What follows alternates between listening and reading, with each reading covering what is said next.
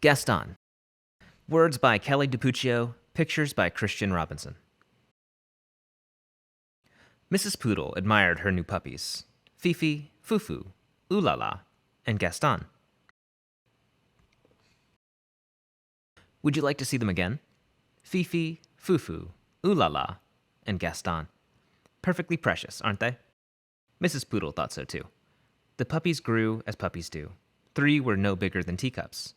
The 4th, however, continued to grow, and grow, until he was the size of a teapot. Mrs. Poodle took pride in teaching her puppies how to be proper pooches. They were taught to sip, never slobber. Good.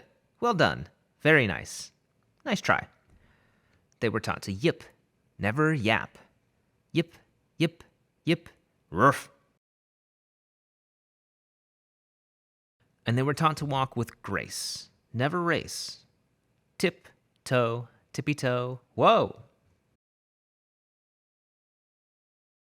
The puppies were also taught how to look pretty in pink, nibble their kibble, and ride in style. Whatever the lesson, Gaston always worked the hardest, practiced the longest, and smiled the biggest. Mrs. Poodle was very pleased with all her puppies, Fifi, Fufu, Ooh La La, and Gaston. Spring arrived, and the proud mother was eager to show off her darlings. She took them to the park for their very first stroll in public. There was much to see.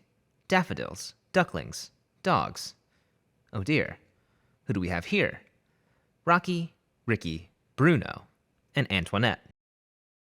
Would you like to see them again?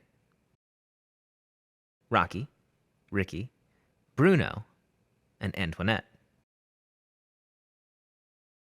This was more than a little awkward.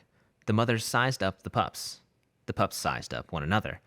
It seems there's been a terrible mistake, Mrs. Bulldog said, breaking the silence. Oui, Mrs. Poodle agreed sadly. Whatever shall we do? Mrs. Bulldog could not come up with an answer. I guess we'll let them decide, she replied at last. Gaston and Antoinette were young, but even they could see that there had been a mix-up. The 2 puppies began to circle around and around the group. Gaston walked with grace. Antoinette raced. Gaston yipped. Antoinette yapped. And when they finally came to a stop, the puppies had traded places. There, that looked right. It just didn't feel right.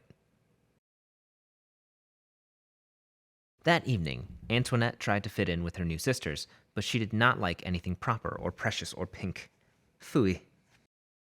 On the other side of town, Gaston tried to fit in with his new brothers, but he did not like anything brutish or brawny or brown. Ick. Antoinette and Gaston weren't the only ones who were having a hard time adjusting. The next morning, Mrs. Poodle forgot all about being proper and raced back to the park. Mrs. Bulldog was already there, waiting with her burly brood. It seems we've made a terrible mistake, she nearly shouted. Oui, Mrs. Poodle agreed happily. This time, Gaston and Antoinette wasted no time trading places. There, that looked right. And it felt right, too. From that day forward, the families met in the park every afternoon to play. Rocky, Ricky, Bruno, and Antoinette taught the poodle puppies a thing or two about being tough. Likewise, Fifi, Fufu, Ooh La La, and Gaston taught the bulldog puppies a thing or two about being tender. And many years later, when Gaston and Antoinette fell in love and had puppies of their own, they taught them to be whatever they wanted to be. The end.